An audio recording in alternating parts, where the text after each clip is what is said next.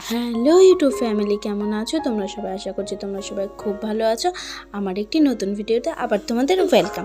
তো আজকে কোনো ভ্লগ নয়, আজকে তোমাদের সাথে শেয়ার করবো একটি রান্নার রেসিপি, যেটা আমি বানিয়ে নিয়েছিলাম পাবদা মাছ দিয়ে। তো আমার সাথে পুরো ভিডিওটার সাথে থেকো। তো দেখো, আমি এখানে সব পাবদা মাছগুলোকে ভালো করে ধুয়ে নিয়েছিলাম। প্রথমে ধুয়ে পরিষ্কার করে রেখে নিয়েছি। তারপরে এই পাবদা মাছগুলোতে আমি দিয়ে দেবো সামান্য পরিমাণ লবণ, দিয়ে দিয়েছি হলুদ, আর উপর থেকে দিয়ে দেবো সর্ষের তেল। এটাকে একটু সর্ষের তেল মাখিয়ে রেখে দেবো, কারণ এই যে আঁশ ছাড়া মাছগুলো থাকে, সেই মাছগুলোতে তেলে যখন ভাজতে যাব তখন কিন্তু ফাটবে মানে কি ছিটে ওঠে, তো গোটা গায়ে পড়লে ফোসা নিয়ে নেবে। তাই একটু তেল মাখিয়ে রাখলে ছিটেটা কম ওঠে। তাই তেল মাখিয়ে মোটামুটি 5-6 মিনিট রেখে দিলেই হবে। তারপরে এই দেখো, একদিকে কড়াই গরম করতে বসিয়ে দিয়েছি। কড়াই এবার সর্ষের তেল দিয়ে দেবো।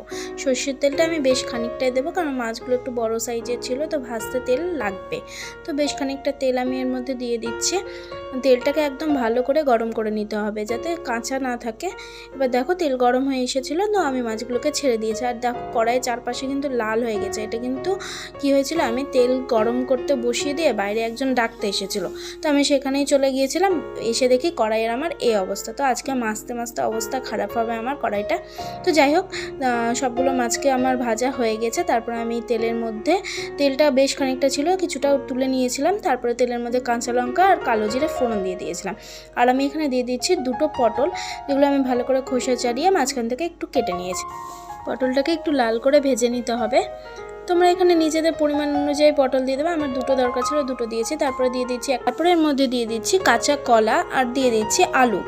সবগুলোকে একটু লাল করে ভেজে নেব। ভাজা ভাজা হয়ে আসলে এর মধ্যে দিয়ে দেবো কেটে রাখা পেঁয়াজ। পেঁয়াজটাকে একদম পাতলা পাতলা করে কেটে নিয়েছিলাম। পেঁয়াজটাও দিয়ে নিয়ে একটু কিছুক্ষণ নাড়াচাড়া করে নেব। তারপরে এদিকে একটা মশলা তৈরি করে নেব। দেখো, এদিকে আদা, রসুন আর কাঁচা লঙ্কা নিয়ে নিয়েছি, আর নিয়ে নিচ্ছি টমেটো। টমেটোটাকে আমি পেস্ট করব না, প্রথমে আমি টমেটোটাকে দেখো দিয়ে দিলাম পেঁয়াজের সাথেই। পেঁয়াজ আর টমেটোটা একটু নরম হয়ে আসার জন্য এর মধ্যে দিয়ে দিলাম পরিমাণ অনুযায়ী লবণ। এরপর এটাকে ভালো করে ভাজা ভাজা করে নিতে হবে। পেঁয়াজ টমেটো নরম নরম হয়ে আসলে যে পেস্টটা করে রেখেছিলাম আদা, কাঁচা লঙ্কা, রসুনের, সেটা এর মধ্যে দিয়ে দেবো।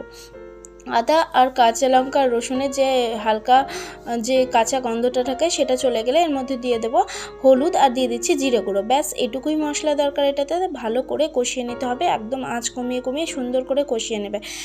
কষানো হয়ে গেলে দেখবে সবজিগুলোও সুন্দরভাবে সেদ্ধ হয়ে যাবে। তারপরে দিয়ে দেবে পরিমাণ অনুযায়ী জল, আর লবণটা তোমরা তোমাদের টেস্ট অনুযায়ী দেবে। আমার একটু লবণ প্রয়োজন ছিল, তো আমি লবণ দিয়ে দিলাম। আর জলটা একটু বেশি করেই দেবে এটার মধ্যে, কারণ ঝোলটা হবে একদম পাতলা পাতলা, খেতেও অপূর্ব সুন্দর লাগে। যখন ঝোলটা ফুটে আসবে, তার মধ্যে দিয়ে দেবে পাবদা মাছগুলোকে দিয়ে নেওয়ার পর 5 মিনিট ফুটিয়ে নিয়ে নামিয়ে নাও। আর গরম গরম ভাতের সাথে পরিবেশন করো। এই রেসিপিটি খুব ভালো হয় খেতে।